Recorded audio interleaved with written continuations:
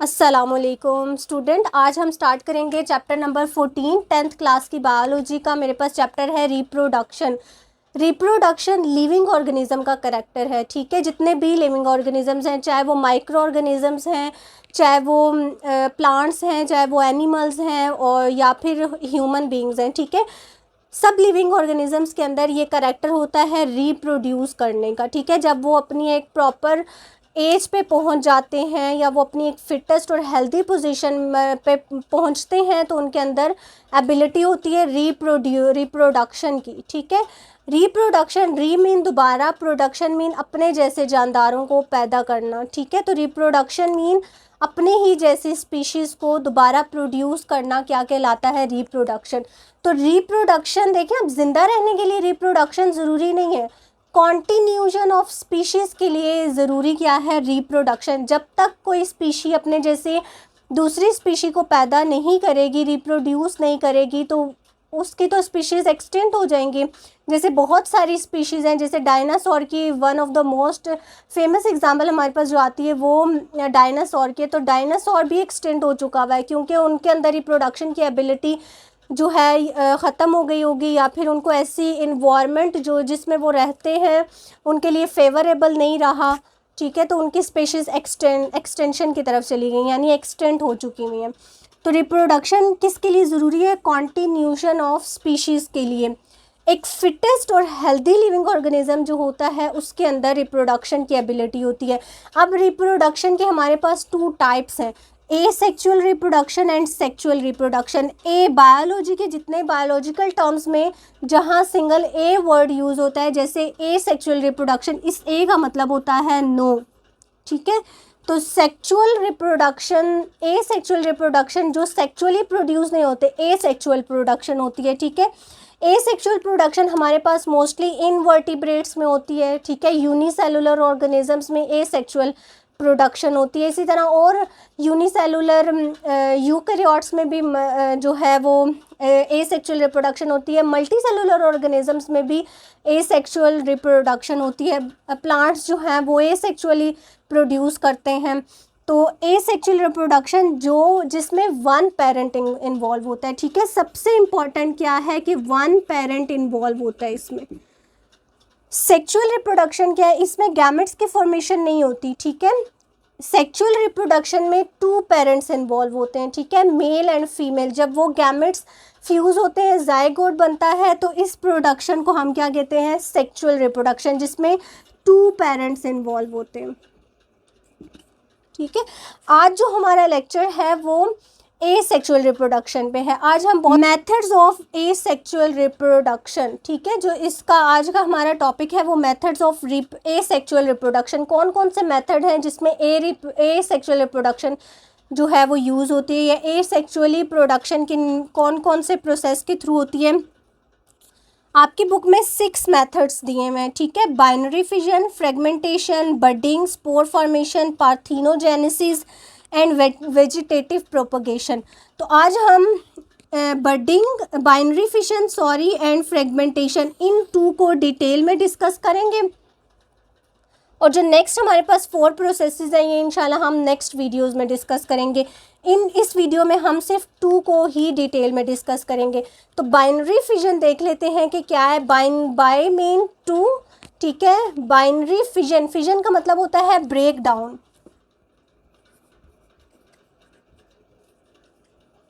ठीक है, bi mean 2, fission mean break down, जिसमें 2 एक जो ऑर्गेनिजम्स है 2 में ब्रेक डाउन हो रहा है। ठीक है, या एक जो है वो मल्टी सेलुलर है तो वो अपनी बॉडी के पार्ट्स को 2 पार्ट्स में डिवाइड करता है। हमारे पास 3 की एग्जांपल है, बैक्टीरिया, अमीबा, प्लेनेरिया। इसको हम अलग अलग देखते हैं कि क्या है। Division into 2, simple binary fission की डेफिनेशन आपके पास क्या है? डिवीजन इनटू 2, जिसमें एक सिंगल पेरेंट जो है वो 2 में डिवाइड हो जाता है। सेम अपने जैसे ऑर्गेनिजम्स को या same identical to the parent जो डॉटर सेल प्रोड्यूस होता है वो सेम आइडेंटिकल होता है पेरेंट के। एसेक्सुअल रिप्रोडक्शन में एक करैक्टर ये भी है कि इसमें जेनेटिकल चेंजेस नहीं आती, सेम आइडेंटिकल प्रोड्यूस होता है एसेक्सुअल रिप्रोडक्शन में, ठीक है।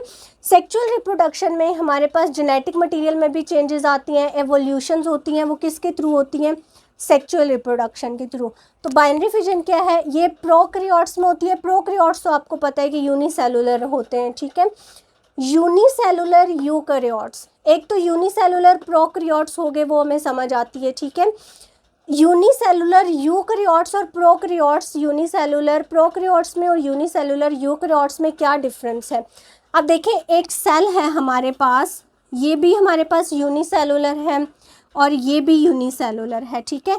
इसके अंदर एक सिंपल डीएनए प्रेजेंट है, ठीक है, ये डीएनए है। और एक हमारे पास यूनिसेलुलर ऑर्गेनिज्म है जिसके अंदर प्रॉपर न्यूक्लियस प्रेजेंट है, ठीक है।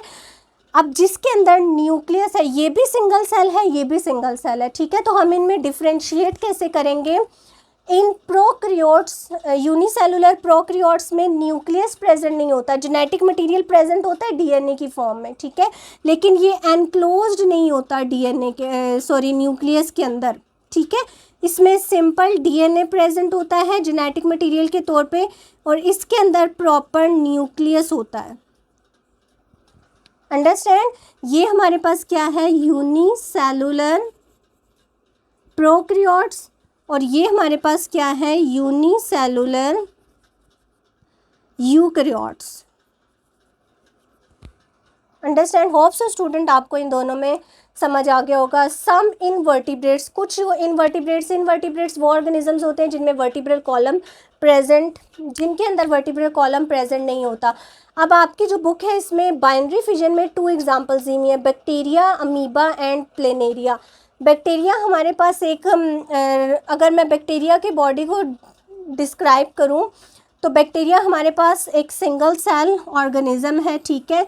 इसके अंदर डीएनए प्रेजेंट होता है, ठीक है, न्यूक्लियस में एनक्लोज नहीं होता, सिंगल डीएनए प्रेजेंट होता है। अगर आप बैक्टीरिया में क्या होता है, आप देखिए ये एक सिंगल बैक्टीरिया है, ठीक है, बैक्टीरिया के अंदर क्या प्रेजेंट है, डीएनए।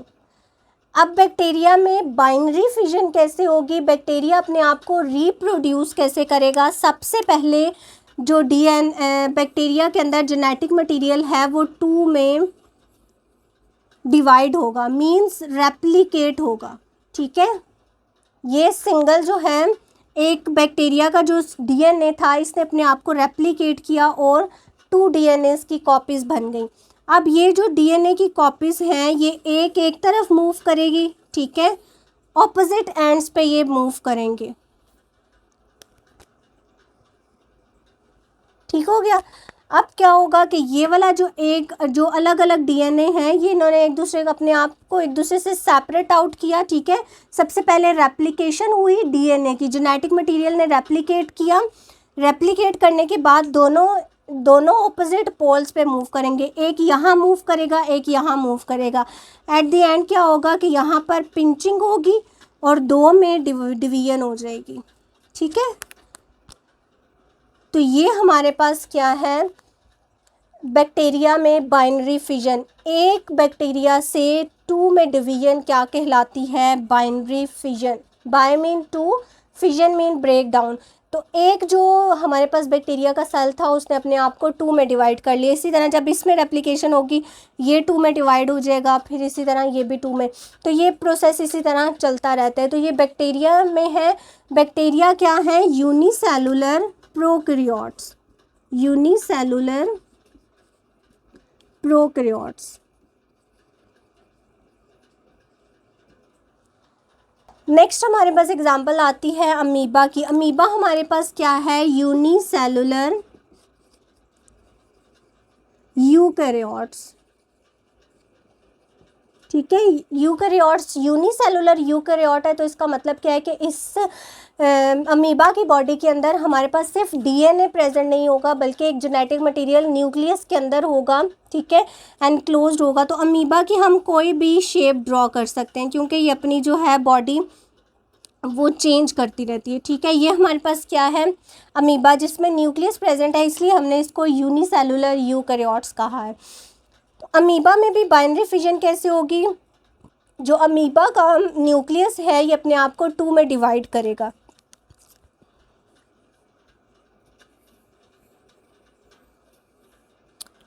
ठीक है। इसका जो न्यूक्लियस है इसने अपने आप को 2 में डिवाइड कर लिया।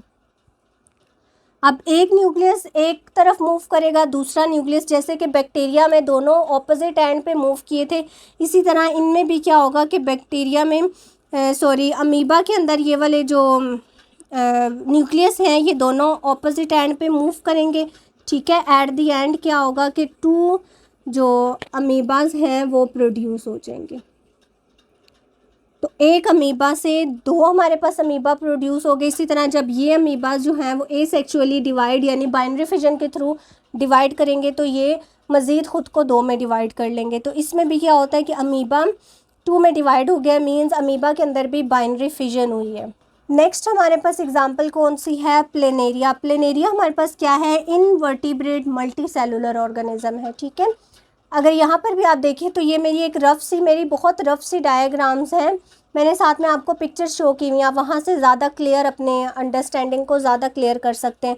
तो ये प्लेनेरिया है, प्लेनेरिया भी बाइनरी फिजन के थ्रू, आप देखें प्लेनेरिया में एक तो बाइनरी फिजन होती है, दूसरी हम इसकी एग्जांपल फ्रेगमेंटेशन में भी पढ़ेंगे। जब प्लेनेरिया अपने आप को 2 पार्ट्स में डिवाइड करेगा, ठीक है, यहाँ से अगर ये वाला प्लेनेरिया ने अपने बॉडी को 2 पार्ट्स में डिवाइड किया, ये आपने याद रखना है, बाय मीन 2। तो प्लेनेरिया जब अपनी बॉडी को 2 पार्ट्स में डिवाइड करेगा, ठीक है, जब ये अपनी रिप्रोडक्टिव एज में पहुँच जाएगा तो इसमें रिप्रोडक्शन डिफरेंट टाइप की होती है। एक तो बाइनरी फिजन है, दूसरा हम फ्रेगमेंटेशन भी प्लेनेरिया में पढ़ेंगे, ठीक है। तो जब ये अपनी बॉडी को 2 पार्ट्स में डिवाइड करेगा और इसका हर पार्ट, ये वाला पार्ट जो है ये अलग प्लेनेरिया बना देगा, ठीक है, इस पार्ट से अलग प्लेनेरिया प्रोड्यूस होगा फुल, और इससे भी पूरा एक जो पार्ट है वो पूरा प्लेनेरिया डेवलप हो जाएगा। ये वाला जो ऊपर वाला हेड वाला पार्ट है ये नीचे से टेल वाले पार्ट को खुद कंप्लीट कर लेगा, ठीक है, और ये जो टेल वाला पार्ट है ये अपना हेड वाला पार्ट खुद कंप्लीट कर लेगा। तो इसमें भी क्या होता है कि एक प्लेनेरिया ने अपने बॉडी को 2 में डिवाइड किया, फिर ठीक है ईच पार्ट ने डिवेलप हो गया, each part develop into new planaria, ठीक है। तो हर जो उसका पार्ट था उसने खुद को नए उसमें डिवेलप कर लिया। नेक्स्ट हमारे पास इसी तरह जैसे बाइनरी फिजन है, बाइनरी फिजन के आपको नेक्स्ट पेज पे एक मल्टीपल फिजन का कॉन्सेप्ट दिया हुआ है, ठीक है। मल्टीपल फिजन हमारे पास होती है जब अनफेवरेबल कंडीशन होती है। बैक्टीरिया ने अपने आप को 2 में डिवाइड किया था थ्रू बाइनरी फिजन, ठीक है, जिसमें DNA 2 में डिवाइड हुआ था, उसके बाद दोनों ऑपोजिट एंड पे मूव किए थे। लेकिन मल्टीपल फिजन देखिए, बाय मीन 2, मल्टी मीन ज़्यादा, तो इसमें ज़्यादा ब्रेक डाउन होगी, किसकी, DNA की ज़्यादा फॉर्मेशन होगी, और ये अंडर अनफेवरेबल कंडीशन है, ठीक है। ये फेवरेबल कंडीशन में हो रहा था, यहाँ पर भी बैक्टीरिया की एग्जांपल है। मल्टीपल फिजन में अनफेवरेबल कंडीशन, जब भी बैक्टीरिया को अनफेवरेबल कंडीशन लगेगी, यार बाहर बहुत ज़्यादा सर्दी हो गई है, ठीक है, या फिर कोई ऐसी चीज़ से उसका, या कोई ऐसी मेडिसिन उसके ऊपर एक्ट की गई है कि जिससे उसको बाहर वाले इन्वायरमेंट से कोई ख़तरा महसूस हुआ है, ठीक है, उसके लिए अनफेवरेबल कंडीशन है। टेम्परेचर उसका चेंज हुआ है, ह्यूमिडिटी चेंज हुई है, ठीक है, हाइपोटोनिक इन्वायरमेंट हो गया, हाइपरटोनिक इन्वायरमेंट हो गया। तो उसमें बैक्टीरिया क्या करेगा, अपने इर्द गिर्द एक हार्ड वॉल को क्रिएट कर लेगा, ठीक है। यहाँ पिक्चर में देखें, बैक्टीरिया ने क्या किया, अपनी पूरी जो बॉडी के अंदर उसका जेनेटिक मटेरियल था, उसने अपनी पूरी बॉडी के इर्द गिर्द, ये अगर बॉडी है उसकी, तो उसने यहाँ पर पूरी इर्द गिर्द क्या बना ली, प्रोटेक्टिव लेयर्स बना ली, ठीक है। उन प्रोटेक्टिव लेयर्स को, हार्ड वॉल्स को क्या कहते हैं, सिस्ट। तो बैक्टीरिया ने अंडर अनफेवरेबल कंडीशन अपने आप को प्रोटेक्ट करने के लिए बहुत सारी हार्ड लेयर्स को क्रिएट कर लिया अपने इर्द गिर्द में। तो क्या हो गया, उसने अपने आप को प्रोटेक्ट कर लिया, ठीक है, उसका जो अंडर जेनेटिक मटेरियल है वो प्रोटेक्ट हो गया। अब जैसे ही फेवरेबल कंडीशन दोबारा वापस आएगी, ठीक है, उसको टेम्परेचर उसका वापस आ गया है जो जिसमें उसने सर्वाइव करना था, या उसके लिए जो भी इन्वायरमेंटल कंडीशंस थी वो नॉर्मल हुई, तो उसमें क्या हुआ कि ये जो अंदर उसका जेनेटिक मटेरियल था, डीएनए था, अगर एक था तो उसमें वो अपने डीएनए को बहुत सारी अपनी डीएनए की कॉपीज़ बना लेगा। ठीक है, यहाँ पर देखिए मैंने पूरी साइकिल शो की हुई है।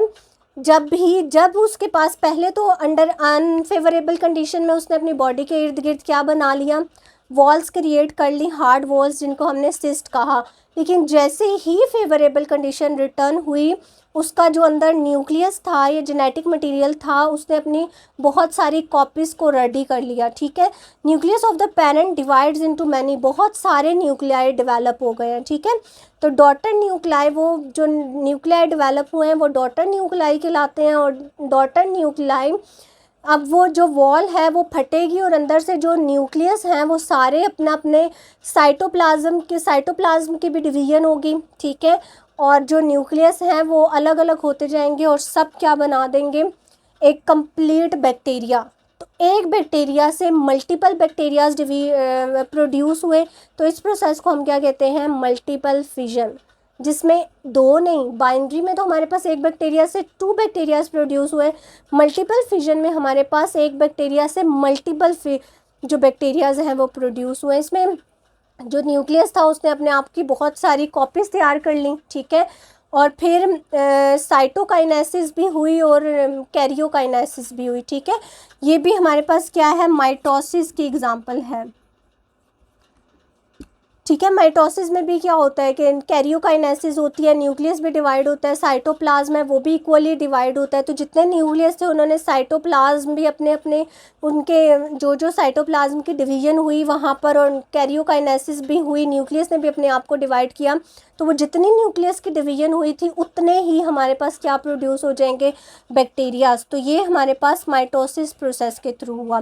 तो ये मल्टीपल फिजन है और वो बाइनरी फिजन थी। बाय आपने याद रखना है, मैं बार बार आपको बता रही हूँ, बाय मीन 2, जिसके एंड में 2 ऑर्गेनिजम्स प्रोड्यूस होते हैं, और मल्टीपल फिजन जिसके एंड में बहुत सारे जो ऑर्गेनिजम्स हैं वो प्रोड्यूस होते हैं। नेक्स्ट है हमारे पास सेकेंड प्रोसेस, फ्रेगमेंटेशन। ठीक है, फर्स्ट हमने पढ़ा बाइनरी फिजन, सेकेंड हमने पढ़ा फ्रेगमेंटेशन। सेकेंड हमारे पास है फ्रेगमेंटेशन। अब फ्रेगमेंटेशन में भी आपको प्लेनेरिया की एग्जांपल दी हुई है।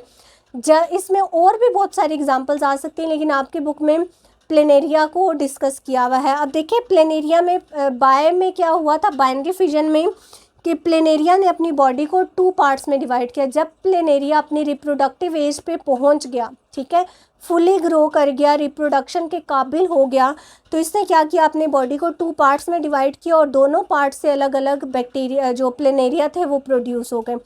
फ्रेगमेंटेशन में क्या होगा कि प्लेनेरिया अपनी बॉडी को डिफरेंट बॉडी पार्ट्स में कट करेगा, एक नहीं बहुत ज़्यादा फ्रेगमेंट्स बनाएगा और हर फ्रेगमेंट अपना एक नया प्लेनेरिया डेवलप कर लेगा। ठीक है, जब ये वाला प्लेनेरिया अपना पूरा एक डेवलप हो चुका, अपनी रिप्रोडक्टिव एज पे पहुंच चुका, तो इसने क्या किया, अपनी बॉडी को फ्रेगमेंट्स में डिवाइड कर दिया। ठीक है, एक प्लेनेरिया से 8 to 9 फ्रेगमेंट्स डेवलप हुए। ठीक है, फ्रेगमेंट्स में कट हुआ और हर फ्रेगमेंट्स ने अपना न्यू जो है वो कंप्लीट प्लेनेरिया डेवलप कर लिया। तो ये रिप्रोडक्शन है। देखें इसमें भी एक ही पेरेंट इन्वॉल्व है। मैंने आपको पहले ही बताया कि एसेक्सुअल रिप्रोडक्शन में एक पेरेंट इन्वॉल्व होता है और सेक्सुअल में 2 पेरेंट्स इन्वॉल्व होते हैं। तो प्लेनेरिया की एग्जांपल पढ़ी, इसमें भी एक ही पेरेंट इन्वॉल्व था, इसने अपने आप को फ्रेगमेंट्स में डिवाइड किया और हर फ्रेगमेंट डिवेलप होकर एक नया प्लेनेरिया बन गया। इसी तरह हमने अमीबा की एग्जांपल पढ़ी, बैक्टीरिया की एग्जांपल पढ़ी। ठीक है, और यहाँ पर भी जो आपको एग्जांपल दी हुई है बैक्टीरिया मैंने आपको बताया, लेकिन इसमें भी एग्जांपल हमारे पास अमीबा की आती है। बैक्टीरिया तो हमारे पास यूनिसेलुलर प्रोकैरियोट्स था, यहाँ पर मल्टीसेलुलर यूनिसेलुलर यूकैरियोट्स है जिसमें डीएनए नहीं होता, न्यूक्लियस होता है। तो यहाँ पर बैक्टीरिया, अमीबा और प्लेनेरिया की एग्जांपल थी। अब इसमें हमें 2 पेरेंट्स की ज़रूरत नहीं पड़ी। ठीक है, जैसा पेरेंट था वैसा ही डॉटर सेल प्रोड्यूस हुआ है, सेम, इसके अंदर कोई जेनेटिक चेंजेस नहीं आती। सेक्सुअल रिप्रोडक्शन में हमारे पास जेनेटिक चेंजेस प्रोड्यूस होती हैं। जब 2 गैमेट्स फ्यूज़ होते हैं तो फ्यूजन के दौरान में हमारे पास जेनेटिक चेंज जो है वो प्रोड्यूस होता है। तो ए सेक्सुअल रिप्रोडक्शन है, इसके 6 मेथड्स हैं, 2 को भी हमने डिस्कस किया। इंशाल्लाह नेक्स्ट वीडियो में हम नेक्स्ट इनके जो टॉपिक्स हैं वो भी कवर करेंगे।